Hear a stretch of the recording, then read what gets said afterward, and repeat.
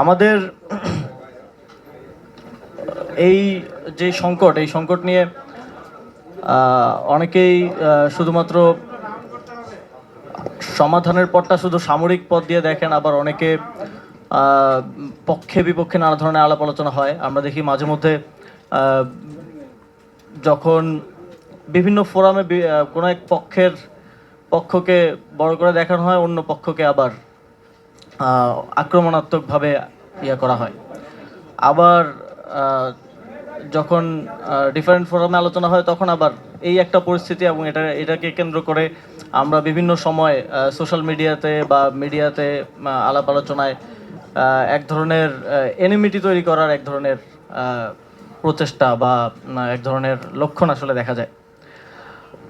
প্রথমত একটা জায়গা আমাদেরকে বুঝতে হবে যখন আমরা এই বিষয়টা নিয়ে আলোচনা করি, যখন আমাদের হিল ট্রেক্সের ক্ষুদ্র নৃগোষ্ঠী যারা আছেন, ওনারা ওনাদের অধিকারের কথাও বলেন। একটা রেড লাইন আছে এখানে, সেই রেড লাইনটা হচ্ছে আমাদের সার্বভৌমত্ব এবং আমাদের এই দেশের যে ইউনিটি, সেটাকে রক্ষা করে তারপরে আপনার অধিকার নিয়ে, আমার অধিকার নিয়ে সেখানে আমরা কিভাবে একটা সহাবস্থান এবং একসাথে থাকতে পারি ইনক্লুসিভিটির সাথে, সেটা নিয়ে আলোচনা হতে পারে। কিন্তু রেড লাইনটা আমাদেরকে খুব সতর্কভাবে এবং সচেতনভাবে দেখতে হবে। আমাদের এই ইস্যুটাকে কেন্দ্র করে সবচেয়ে বড় যে দুইটা ক্ষতি এবং এনিমিটির শুরুটা এবং একটা পর্যায়ে সেটাকে নিয়ে এসেছেন দুই আসলে বাপ বেটি, আমি বলবো। কারণ 72-এ এখানে একদম খুব রেফারেন্স সহ একজন আলোচক বললেন যে শেখ মুজিবুর রহমান তিনি বলেছিলেন যে আপনারা বাঙালি হয়ে যান, এবং সেখান থেকেই কিন্তু এই এনিমিটি উৎপত্তিটা স্বাধীন বাংলাদেশে নতুন করে শুরু হলো। সেখানে কিন্তু সমস্যাটা এমিকেবলি একটা সলিউশনের দিকে যাওয়া যেত যদি শুরুতেই গুডউইলটা দেখানো হতো। পরবর্তীতে শহীদ প্রেসিডেন্ট জিয়াউর রহমান তিনি খুব তার কিছু উদ্যোগের কারণে আমরা পরবর্তীতে এখন পর্যন্ত একটা পর্যায়ে এখানে আছি। তারপরে আবার শেখ হাসিনা ক্ষমতায় আসলেন।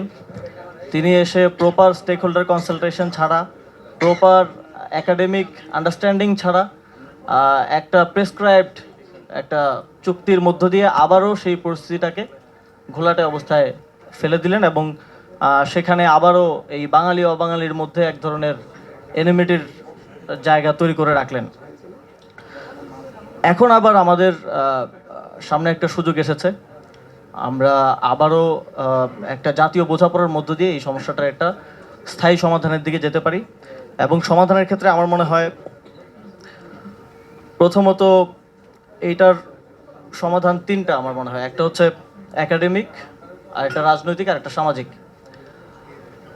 যখন জাতিসংঘ বা হচ্ছে এই আন্তর্জাতিক সংস্থাগুলোর এই বিষয় নিয়ে আলাপ আলোচনাগুলো হয়, তখন কিন্তু আমাদের রেফারেন্সটা দিতে হবে একাডেমিক। তখন আমরা আমাদের এখানে রাজনৈতিক কী সমস্যা, আমাদের মধ্যে আঞ্চলিক কী সমস্যা, সামাজিক কী সমস্যা, সেটা নিয়ে তাদের কাছে গেলে হবে না। আপনার প্রপার একাডেমিক রেফারেন্স সহকারে, প্রপার একাডেমিক স্টাডি সহকারে এটাকে উত্থাপন করতে হবে।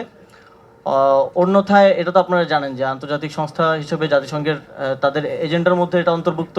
তো তারা কোথাও সুযোগ পেলে বা প্রপার একটা গ্রাউন্ড পেলে হয়তো এটা বাংলাদেশের ক্ষেত্রেও অ্যাপ্লাই করার এক ধরনের চেষ্টা করতে পারেন। বা এটা নিয়ে বিপরীত পক্ষ থেকে কিন্তু অনেক ধরনের লবিং হয়, এবং শুধু বাংলাদেশ থেকে যে হয় এমন না, এটা বাংলাদেশের পার্শ্ববর্তী যাদেরকে দীর্ঘদিন ধরে বন্ধুরাষ্ট্র বলা হয় তাদের থেকেও কিন্তু এক ধরনের লবিং করার চেষ্টা করা হয়।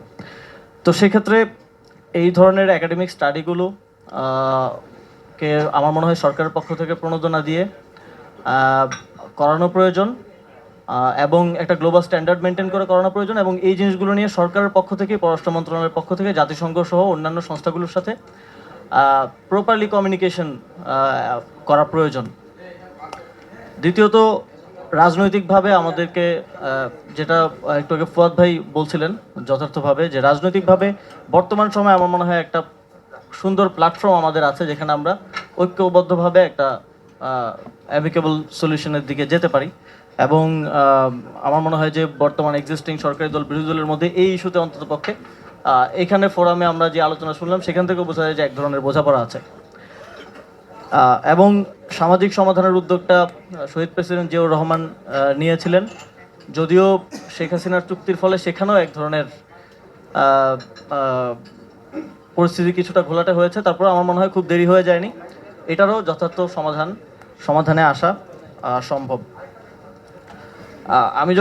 আমি বিগত বছরে সরকারের দায়িত্বে থাকাকালীন আমি আইন শৃঙ্খলা যেই কমিটি আছে সেটার সদস্য ছিলাম। তো মাঝে মধ্যেই স্পেসিফিক ওই সীমান্তের দিকে অস্ত্রসহ কিছু ধরনের এঙ্গেজমেন্ট কিংবা এই সীমান্তের বাইরে থেকে অস্ত্র ঢোকানোর এক ধরনের আলামত এবং ধরা পড়তো আর কি। তো অনেকেই বলেন যে সেখানে সেনাবাহিনী কি করছে। যদি এই ধরনের আলামতগুলো আমাদের কাছে না থাকতো এবং এই ধরনের অস্ত্র ধরা পড়ার মতো ঘটনা না ঘটতো, তাহলে তো সেনাবাহিনী সেখানে প্রয়োজন ছিল না। আমার তো অন্যান্য সীমান্তে বা অন্যান্য অঞ্চলে তো নিয়মিত সেনাবাহিনীর উপস্থিতির প্রয়োজন নাই, কিংবা আমারও বিভিন্ন সময় সেখানে বিভিন্ন ঘটনায় আমরা মাঝে মধ্যে দেখি যে আমাদের সেনাবাহিনীর সদস্যরাও সেখানে শহীদ হন। তো এই পরিবেশের তো প্রয়োজন নাই যদি না এই ধরনের ঘটনাগুলো ঘটে। তো বাস্তবতা হচ্ছে এই ধরনের ঘটনাগুলো ঘটতেছে, এখনো চলছে বিভিন্ন, এবং এর ফলেই আসলে সেখানে সেনাবাহিনীর উপস্থিতিটা প্রয়োজন। সর্বোপরি আমাদের মধ্যে জাতিগত ভিন্নতা থাকতে পারে, ভাষাগত ভিন্নতা থাকতে পারে, সাংস্কৃতিক রাজনৈতিক ভিন্নতা থাকতে পারে, কিন্তু আমাদের সার্বভৌমত্বের প্রশ্নে, এই আমাদের অখণ্ডতার প্রশ্নে আমার মনে হয় এক জায়গায় আমাদেরকে আসতে হবে এবং একই সাথে তাদের সংস্কৃতি চর্চার স্বাধীনতা, তাদের যেই স্বাতন্ত্র্য রয়েছে সেটা রক্ষার ক্ষেত্রেও আমাদের একটা আন্ডারস্ট্যান্ডিং নিজেদের মধ্যে থাকা প্রয়োজন। কারণ এই ইনক্লুসিভিটিটাই বাংলাদেশের এই ভূখণ্ডের সৌন্দর্য, এবং পুরো পৃথিবীতে এই ইনক্লুসিভিটি এবং এই রঙিন একটা অবস্থার কারণে কিন্তু বাংলাদেশকে একটু ভিন্ন চোখে দেখা হয়। তো এই সমস্যার একটা স্থায়ী সমাধানের জন্য আমার মনে হয় বর্তমান সরকারের এগিয়ে আসতে হবে। একই সাথে একাডেমিক, রাজনৈতিক এবং সামাজিকভাবে এই সমস্যার সমাধান সম্ভব। সেক্ষেত্রে জাতীয় নাগরিক পার্টির পক্ষ থেকে আমরা সবসময় একটা গুডউইল নিয়েই এর অংশ হতে চাইব, এবং এই ধরনের আলাপগুলো শুধুমাত্র এই 2 দিন আগে একটা দিবস পালনকে কেন্দ্র করে হচ্ছে আজকে আলাপটা, কিন্তু আমার মনে হয় এটা একটা কন্টিনিউয়াস আলোচনার বিষয় আনটিল আমরা একটা অ্যামিকেবল সলিউশনে পৌঁছাতে পারি। সবাইকে অনেক অনেক ধন্যবাদ। আসসালামু আলাইকুম। ধন্যবাদ।